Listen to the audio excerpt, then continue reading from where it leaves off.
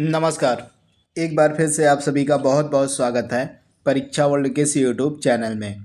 दोस्तों, RRB NTPC 2024 की परीक्षा के लिए लगातार इम्पॉर्टेंट क्लास हम आप तक पहुंचा रहे हैं। इसी क्रम में आज से हम एक और क्लास को स्टार्ट करने जा रहे हैं। यह क्लास आपकी होगी बायोलॉजी की, यानी कि जीव विज्ञान की। इस क्लास के माध्यम से हम डेली बेसिस पर जीव विज्ञान के बेहतरीन प्रश्नों को कवर करते हुए चलेंगे, जो आपके आगामी एनटीपीसी की परीक्षा के लिए महत्वपूर्ण होंगे। तो यह इस सेशन का पहला वीडियो है। आइए वीडियो को स्टार्ट करते हैं और देख लेते हैं कि आज का हमारा जो वीडियो है इसमें हमने कौन कौन से बेहतरीन बायोलॉजी यानी कि जीव विज्ञान के प्रश्नों को सम्मिलित किया हुआ है। पहला प्रश्न आपके स्क्रीन पर है। एक वयस्क मानव शरीर में जल का लगभग कितना प्रतिशत होता है? बेहतरीन प्रश्न है। प्रीवियस ईयर में यह प्रश्न पूछा भी गया है। तो एक वयस्क मानव का जो शरीर होता है उस शरीर में जल का लगभग कितना प्रतिशत होता है? तो 65%, यानी कि ऑप्शन आपका यहाँ पे सी 100% सही हो जाएगा। 65% जल होता है लगभग। इसके बारे में आपको याद रखना है। अगला प्रश्न है, मानव शरीर में किस तत्व का प्रतिशत सबसे अधिक होता है? हमारे शरीर में यानी कि मानव का जो शरीर होता है उसमें किस तत्व का प्रतिशत सबसे अधिक होता है? तो राइट आंसर क्या हो जाएगा? ऑक्सीजन का, यानी कि ऑप्शन आपका बी यहाँ पे बिल्कुल सही हो जाएगा। अगला प्रश्न आपके स्क्रीन पर है। मानव शरीर में सबसे छोटी हड्डी कौन सी होती है? मनुष्य के शरीर की सबसे छोटी हड्डी कौन सी होती है? तो आप लोग याद रखिएगा, मनुष्य के शरीर की सबसे छोटी हड्डी कहलाती है स्टेपीज, यानी कि ऑप्शन ए आपका बिल्कुल सही हो जाएगा। यह जो है कान की हड्डी होती है। स्टेपीज जो है कान की हड्डी होती है और यह हमारे शरीर की सबसे छोटी हड्डी होती है।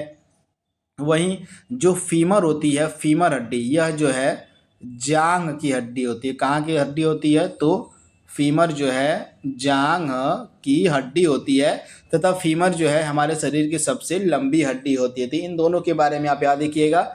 स्टेपीज जो कान की हड्डी होती है हमारे शरीर की सबसे छोटी हड्डी होती है। फीमर जो हमारे जांघ की हड्डी होती है यह मनुष्य के शरीर की सबसे लंबी हड्डी होती है। तो इन दोनों के बारे में आपको याद रखना है।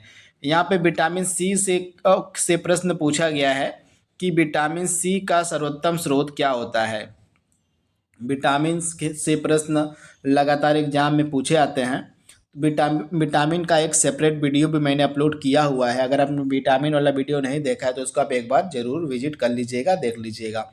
तो विटामिन सी का इसमें से सबसे बढ़िया स्रोत कौन सा है?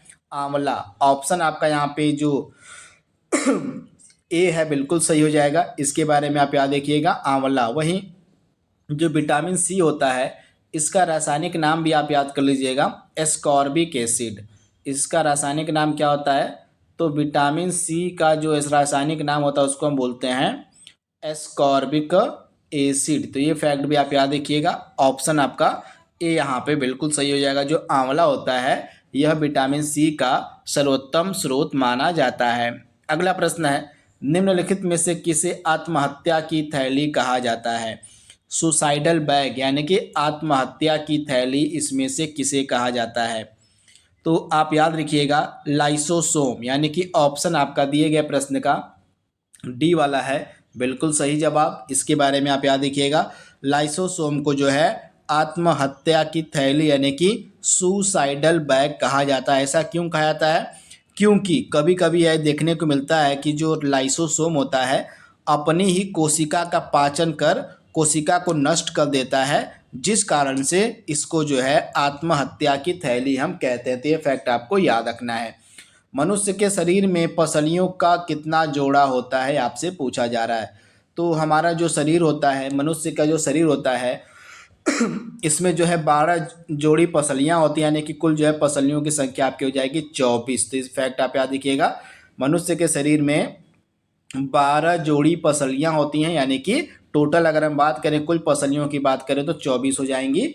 वही जोड़ी की बात करें तो 12 जोड़ी आपका राइट आंसर हो जाएगा। तो इसके बारे में आपको याद रखना है। अगला प्रश्न आपके स्क्रीन पर है, हीमोफीलिया रोग से ग्रस्त व्यक्ति में क्या हो, मतलब जो व्यक्ति हीमोफीलिया रोग से ग्रस्त होता है उसको निम्नलिखित में से कौन सा, मतलब उसके शरीर में कौन सी कमी हो जाती है हीमोफीलिया से अगर वह पीड़ित है तो आप याद रखिएगा, अगर कोई व्यक्ति हीमोफीलिया रोग से पीड़ित है तो वह जो है जब उसको चोट लगती है तो खून का जो बहना होता है वह बंद नहीं होता। तो इसके बारे में आप याद रखिएगा, यानी कि ऑप्शन आपका बी यहाँ पे बिल्कुल सही हो जाएगा। खून का बहना बंद नहीं होता है, ऑप्शन बी इसके बारे में आपको याद रखना है। अगला प्रश्न आपके स्क्रीन पर है, शल्य क्रिया में आर्थोप्लास्टी का क्या मतलब होता है। सर्जरी यानी कि शल्य क्रिया जो होती है, ऑपरेशन जो हम करते हैं तो उसमें एक आर्थोप्लास्टी का ऑपरेशन होता है। तो इसमें होता क्या है, तो आप लोग याद रखिएगा, आर्थोप्लास्टी में क्या होता है, कुल्हे के जोड़ का प्रतिस्थापन होता है। आप याद रखिएगा, आर्थोप्लास्टी मतलब कुल्हे के जोड़ का प्रतिस्थापन, यानी कि ऑप्शन सी आपका 100% सही हो जाएगा। इसके बारे में आपको याद रखना है। 9वां प्रश्न आपके स्क्रीन पर है, पृथ्वी पर सबसे पुराना जीव कौन सा है। पृथ्वी का सबसे पुराना जीव कौन सा है, आपको उसकी पहचान करनी है। तो राइट आंसर क्या हो जाएगा, नील हरित शैवाल, ऑप्शन ए आपका बिल्कुल सही हो जाएगा। यह जो है पृथ्वी का सबसे पुराना जीव माना जाता है। तो इसके बारे में आपको याद रखना है। अगला प्रश्न आपके स्क्रीन पर है, विटीकल्चर के द्वारा निम्नलिखित में से कौन एक उत्पादित होता है। निम्नलिखित में से किसका उत्पादन विटीकल्चर के अंतर्गत किया जाता है। तो राइट आंसर क्या हो जाएगा, आप लोग याद रखिएगा, अंगूर का। अंगूर का जो उत्पादन है यह विटीकल्चर के अंतर्गत होता है। तो दिए गए प्रश्न का राइट आंसर क्या हो जाएगा, ऑप्शन डी, यानी कि अंगूर का उत्पादन। अगला प्रश्न आपके स्क्रीन पर है, मानव शरीर में पाचन का जो अधिकांश भाग होता है किस अंग में संपन्न होता है। बेहतरीन प्रश्न है। हमारे शरीर का वह कौन सा भाग है जिसमें पाचन की क्रिया सबसे ज़्यादा होती है, यानी कि हमारा जो भोजन होता है जाकर वहीं पर पचता है। तो राइट आंसर क्या हो जाएगा, छोटी आंत, यानी कि ऑप्शन आपका यहाँ पे सी बिल्कुल सही हो जाएगा। जो छोटी आंत होती है यहीं पर पाचन का अधिकांश भाग संपन्न होता है, और यानी कि ऑप्शन सी आपका बिल्कुल सही हो जाएगा। जो ऊंट का कुबड़ होता है यह किसका बना होता है, यहाँ पे जो ऊपर उठा हुआ पार्ट आप देख पा रहे हैं ऊंट का, यह कुबड़ कहलाता है। तो यह किसका बना होता है, तो यह वसा यानी कि फैट का बना होता है, यानी कि ऑप्शन आपका ए यहाँ पे बिल्कुल सही हो जाएगा। यह जो है वसीय होता है, यानी कि वसा का बना होता है ऊंट का कुबड़। तो ऑप्शन ए आपका यहाँ पे सही हो जाएगा। अगला प्रश्न आपके स्क्रीन पर है, मनुष्य के जीवन काल में कितने दांत दूसरी बार विकसित होते हैं। आपको बताना है कि मनुष्य के जीवन काल में कितने दांत जो है दूसरी बार विकसित होते हैं। तो राइट आंसर क्या हो जाएगा, 20 दांत, यानी कि ऑप्शन आपका यहाँ पे सी बिल्कुल सही हो जाएगा। अगला प्रश्न है, निम्नलिखित में से किसे कोशिका का यातायात प्रबंधक कहा जाता है। और किसको जो है कोशिका का यातायात प्रबंधक कहा जाता है। तो राइट आंसर आपका क्या होने वाला है, गोल्जी का, यानी कि ऑप्शन आपका यहाँ पे बी 100% सही हो जाएगा। अगला प्रश्न आपके स्क्रीन पर है, मानव शरीर में सबसे मजबूत मांसपेशियां कहाँ की होती हैं। सबसे जो मजबूत मांसपेशियां होती हैं मनुष्य के शरीर की वह कहाँ की होती हैं। तो राइट आंसर आपका क्या हो जाएगा, आप लोग याद रखिएगा, जबड़ा, यानी कि जबड़े की जो मांसपेशियां होती हैं ये सबसे मजबूत मांसपेशियां मानी जाती हैं। तो ऑप्शन आपका दिए गए प्रश्न का डी सही है। जीव विज्ञान शब्द का प्रयोग सर्वप्रथम बार किसके द्वारा किया गया था। जीव विज्ञान शब्द का प्रयोग सर्वप्रथम बार किसके द्वारा किया गया था। तो राइट आंसर क्या हो जाएगा, लैमार्क और ट्रेवी रेनस के द्वारा, यानी कि ऑप्शन आपका बी जो है बिल्कुल सही हो जाएगा। लैमार्क और ट्रेवी रेनस ने सर्वप्रथम बार जीव विज्ञान शब्द का प्रयोग किया था। तो इसके बारे में आपको याद रखना है। 17वां प्रश्न आपके स्क्रीन पर है, पेस मेकर जो होता है इसका कार्य क्या होता है। तो आप लोग याद रखिएगा, पेस मेकर का कार्य होता है दिल की धड़कन को जो है नियंत्रित करना। आप याद रखिएगा, दिल की धड़कन को नियंत्रित करने के लिए ही पेस मेकर लगाया जाता है।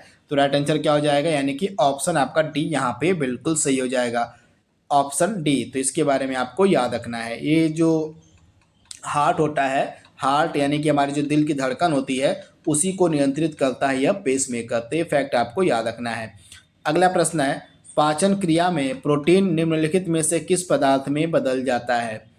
हमारी जो पाचन क्रिया संपन्न होती है, जो प्रोटीन हम लेते हैं वह प्रोटीन जाकर किस पदार्थ में बदल जाता है पाचन क्रिया के दौरान? तो आप याद रखिएगा, प्रोटीन परिवर्तित हो जाता है एमिनो एसिड में, यानी कि ऑप्शन आपका जो बी है बिल्कुल सही हो जाएगा, एमिनो एसिड। अगला प्रश्न आपके स्क्रीन पर है, लार निम्न में से किसके पाचन में सहयोग करती है? लार को हम बोलते हैं सलाइवा। तो सलाइवा जो है यह स्टार्च के पाचन में मदद करता है, यानी कि ऑप्शन आपका ए यहाँ पे बिल्कुल सही हो जाएगा, स्टार्च के। एंजाइम मूलतः क्या होते हैं? एंजाइम जो है मूलतः क्या होता है? तो राइट आंसर क्या हो जाएगा? एंजाइम मूलतः ये प्रोटीन होते हैं, यानी कि ऑप्शन ए यहाँ पे 100% आपका सही जवाब है।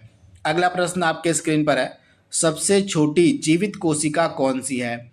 आपको पहचान करना है कि सबसे छोटी जीवित कोशिका कौन सी है।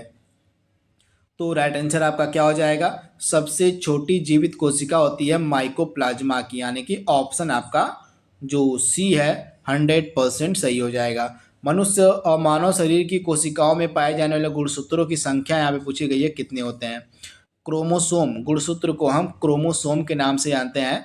तो हमारे शरीर में जो गुणसूत्र होते हैं ये टोटल जो हैं 23 जोड़े पाए जाते हैं, यानी कि ऑप्शन आपका सी यहाँ पे बिल्कुल सही हो जाएगा। ये फैक्ट आपको याद रखना है, 23 जोड़ा गुणसूत्र मनुष्य के शरीर में पाया जाता है। वहीं कुल बात करें तो कुल हो जाएगा इसका 46। तो अगर कुल संख्या पूछे तो 46 आपका आंसर हो जाएगा, जोड़ा पूछे, पेयर पूछे तो राइट आंसर क्या हो जाएगा? 23 जोड़ा गुणसूत्र जो है मनुष्य के शरीर में पाया जाता है। तो ये फैक्ट आप याद रखिएगा, इंपॉर्टेंट है। वहीं जो ये क्रोमोसोम होते हैं, जो गुणसूत्र होते हैं 22 जोड़े तक आप याद रखिएगा, 22 जोड़े जो गुणसूत्र होते हैं ये मनुष्य यानी कि स्त्री और पुरुष दोनों में समान होते हैं। महिला में और पुरुषों में 22 जोड़े गुणसूत्र समान होते हैं, लेकिन जो 23वां जोड़ा गुणसूत्र होता है यह लिंग निर्धारण गुणसूत्र कहलाता है। तो ये फैक्ट आप याद रखिएगा, जो 23वां जोड़ा गुणसूत्र होता है वह लिंग निर्धारण गुणसूत्र कहलाता है। तो जो 23वां जोड़ा गुणसूत्र होता है यह स्त्रियों में यानी कि महिलाओं में XX होता है और पुरुषों में XY होता है। तो ये फैक्ट आप याद रखिएगा। एक बार फिर से मैं आपको बता दे रहा हूँ, आप नोट डाउन कर लीजिएगा। मनुष्य के शरीर में 22 जोड़े गुणसूत्र बराबर होते हैं, पुरुषों में भी बराबर होते हैं और महिलाओं में भी एक समान होते हैं। ये फैक्ट आप याद रखिएगा, 22 जोड़े गुणसूत्र स्त्री तथा पुरुष में समान होते हैं, लेकिन जो 23वां जोड़ा गुणसूत्र होता है यह स्त्री में XX होता है और पुरुष में XY होता है। और इसी 23वें जोड़े वाले गुणसूत्र को ही हम क्या कहते हैं? लिंग निर्धारण गुणसूत्र कहा जाता है, 23वें जोड़े गुणसूत्र को। तो ये फैक्ट आपको याद रखना है। अगला प्रश्न आपके स्क्रीन पर है, रक्त का शुद्धिकरण किसके द्वारा किया जाता है? रक्त का जो शुद्धिकरण होता है यह कौन करता है? तो राइट आंसर क्या हो जाएगा? किडनी। हमारी जो किडनी होती है इसी के द्वारा रक्त का शुद्धिकरण किया जाता है, यानी कि ऑप्शन आपका यहाँ पे ए जो है बिल्कुल सही हो जाएगा। इसके बारे में आपको याद रखना है। मानव शरीर में पित्त का उत्पादन कौन सा अंग करता है? और मनुष्य के शरीर में जो पित्त का उत्पादन होता है यह कौन सा अंग करता है? इंपॉर्टेंट प्रश्न है।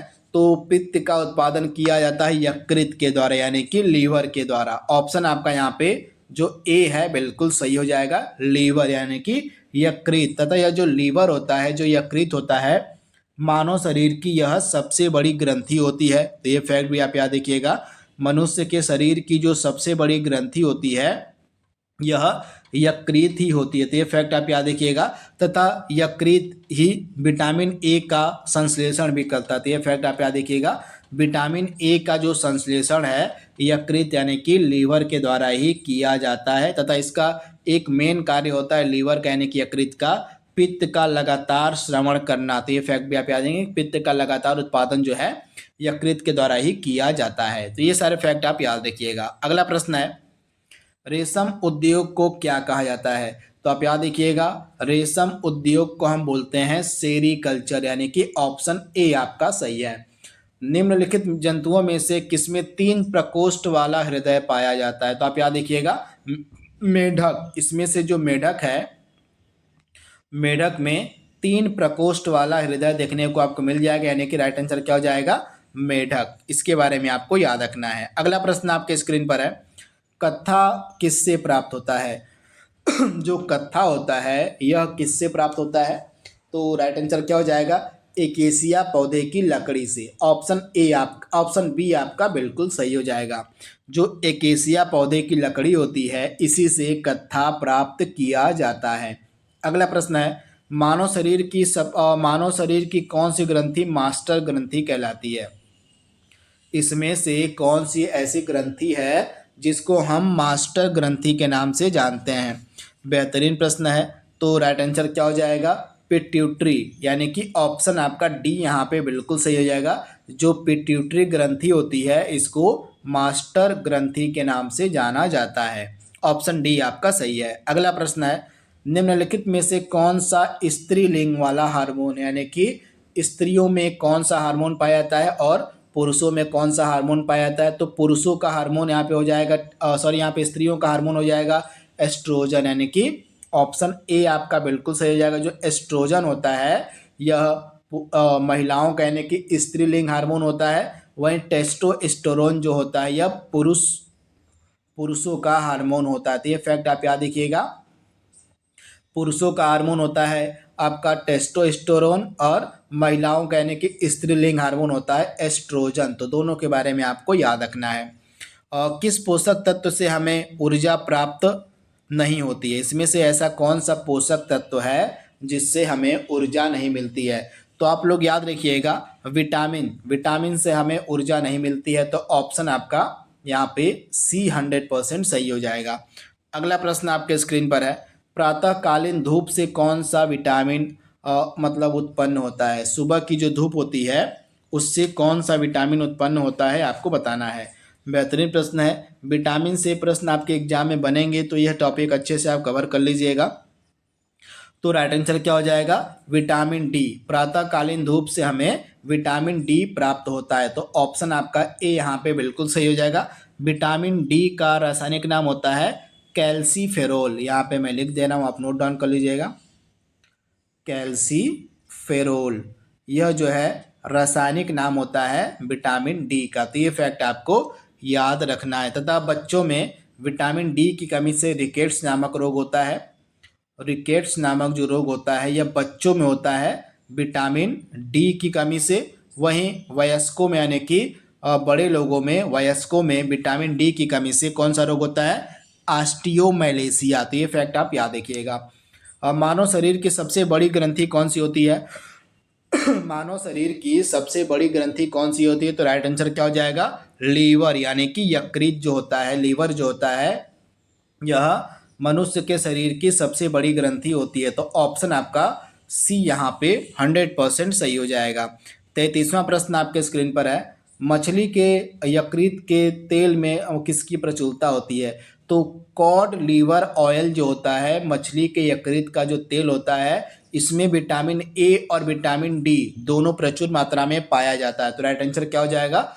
उपर्युक्त दोनों, यानी कि विटामिन ए और विटामिन डी दोनों जो है मछली के यकृत के तेल में प्रचुर मात्रा में देखने को मिलता है। तो ये फैक्ट आपको याद रखना है। पित्त का जो स्राव होता है किस अंग के द्वारा होता है? मैंने आपको पीछे बताया था कि जो लीवर होता है, जो यकृत होता है, इसका सबसे ज़्यादा इम्पॉर्टेंट कार्य क्या होता है? पित्त रस का स्राव करना, यानी कि ऑप्शन आपका यहाँ पे जो ए है बिल्कुल सही हो जाएगा, यकृत यानी कि लीवर। अगला प्रश्न आपके स्क्रीन पर है, बच्चों में बीसीजी का टीका किस रोग के प्रतिरक्षण हेतु लगाया जाता है? बच्चों में जो बीसीजी का टीका होता है यह किस रोग के प्रतिरक्षण हेतु लगाया जाता है? तो राइट आंसर क्या हो जाएगा? टीबी, यानी कि तपेदिक। ऑप्शन आपका यहाँ पे जो और डी है बिल्कुल सही हो जाएगा। टीबी को हम क्षय रोग भी बोलते हैं। टीबी को जो है तपेदिक के नाम से भी जाना जाता है। तो इसके 3 नाम हैं, टीबी या तपेदिक कह लीजिए आप जिसको क्षय रोग कह लीजिए। ये तीनों बीमारियां एक ही हैं। तो इसी बीमारी के रोकथाम के लिए, इसी बीमारी से प्रतिरक्षण के लिए ही बच्चों में BCG का टीका लगाया जाता है। तो ये फैक्ट आपको याद रखना है, यहाँ से प्रश्न आपके एग्जाम में देखने को जरूर मिलेगा, तो इसके बारे में आपको याद रखना है। अगला प्रश्न आपके स्क्रीन पर है, निम्नलिखित में से किसमें अधिकतम कैलोरी होती है? इसमें से किसमें अधिकतम कैलोरी होती है आपको बताना है। तो राइट आंसर क्या हो जाएगा? और वसा, वसा में जो है सबसे अधिक कैलोरी होती है, ऑप्शन आपका बी यहाँ पे 100% सही हो जाएगा, वसा। अगला प्रश्न है, तो यहाँ पे जो BCG का टीका होता है इसका पूरा नाम यहाँ पे लिखा गया है, कई बार पूरा नाम एग्जाम में पूछ लिया जाता है, तो एक बार पूरा नाम ये आप याद कर लीजिएगा, देखने को आपके एग्जाम में यह मिल सकता है इसका पूरा नाम। अगला प्रश्न आपके स्क्रीन पर है, मानव शरीर में दांत कितने प्रकार के होते हैं? मनुष्य के शरीर में दांत के प्रकार कितने होते हैं आपसे पूछा जा रहा है। एग्जाम ओरिएंटेड प्रश्न है, तो राइट आंसर क्या होने वाला है? मनुष्य के शरीर में दांतों का प्रकार होता है 4, यानी कि ऑप्शन आपका यहाँ पे जो ए है बिल्कुल सही हो जाएगा। 4 प्रकार के दांत होते हैं। कौन कौन से होते हैं? पहला आपका हो जाएगा कौन सा? तो कृंतक, इसको आप याद कर लीजिएगा। पहला आपका हो जाएगा कृंतक। कृंतक को इंग्लिश में हम क्या बोलते हैं? इंसीसर। इंसीसर इसको बुलाया था, इन सीसर इसको कहते हैं कृंतक को। दूसरा आपका होता है रदनक। दूसरा क्या होता है? रदनक। रदनक को इंग्लिश में हम क्या बोलते हैं? रदनक को बुलाता है कैनाइन, तो आप इसे याद रखिएगा। और इसके बाद आपका तीसरा होता है अग्रचवर्णक। अग्रचवर्णक, अग्रचवर्णक को हम क्या बोलते हैं? मोलर, प्रीमोलर, इसको बोला जाता है प्रीमोलर। और चौथा आपका होता है चवर्णक। चौथा आपका क्या होता है? चवर्णक होता है। चवर्णक को हम बोलते हैं मोलर। तो ये 4 प्रकार के दांत होते हैं मनुष्य के शरीर में, तो इनके बारे में आप याद रखिएगा। इंसीसर यानी कि कृंतक, कैनाइन यानी कि रदनक, प्रीमोलर यानी कि अग्रचवर्णक, और मोलर यानी कि चवर्णक, ये 4 प्रकार के दांत होते हैं। अगला प्रश्न आपके स्क्रीन पर है, भोजन का जो पाचन होता है यह कहाँ प्रारंभ होता है, कहाँ से? तो भोजन का जो पाचन होता है यह हमारे मुख से प्रारंभ होता है, यानी कि ऑप्शन आपका ए यहाँ पे बिल्कुल सही हो जाएगा, मुख से। इसके बारे में आपको याद रखना है। अगला प्रश्न आपके स्क्रीन पर है, मानव शरीर की सबसे छोटी ग्रंथि कौन सी होती है? मनुष्य के शरीर की सबसे छोटी ग्रंथि कौन सी होती है? तो सबसे बड़ी ग्रंथि तो हमारी लीवर होता है, यानी कि यकृत होता है, लेकिन सबसे छोटी ग्रंथि होती है पीनियल ग्रंथि। ऑप्शन आपका यहाँ पे बी 100% सही हो जाएगा। पीनियल ग्लैंड जो होती है, पीनियल ग्रंथि जो होती है, यह मनुष्य के शरीर की सबसे छोटी ग्रंथि होती है, तो इसके बारे में आप याद रखिएगा। डेंगू बुखार किसके कारण फैलता है? डेंगू का जो बुखार है यह किसके कारण फैलता है? बेहतरीन प्रश्न है। राइट आंसर क्या हो जाएगा? एजिड इजिप्टी नामक मच्छर के काटने से जो है डेंगू बुखार फैलता है, तो ये फैक्ट आपको याद रखना है। राइट आंसर क्या हो जाएगा? एडिज इजिप्टी नामक मच्छर के काटने से डेंगू बुखार होता है। यह मादा मच्छर होता है, मादा एडिज इजिप्टी मच्छर होता है, इसी से यह डेंगू बुखार फैलता है। तो ऑप्शन आपका जो ए है बिल्कुल सही हो जाएगा। तो इस प्रकार से आज का जो हमारा सेशन है जीव विज्ञान के इम्पॉर्टेंट प्रश्नों का, इसमें हमने 40 प्रश्नों को कवर किया है, और बाकी के अन्य प्रश्न हम आगे के सीरीज में कवर करते रहेंगे। तो आज के लिए बस इतना ही। Thank you, thanks for watching, thank you.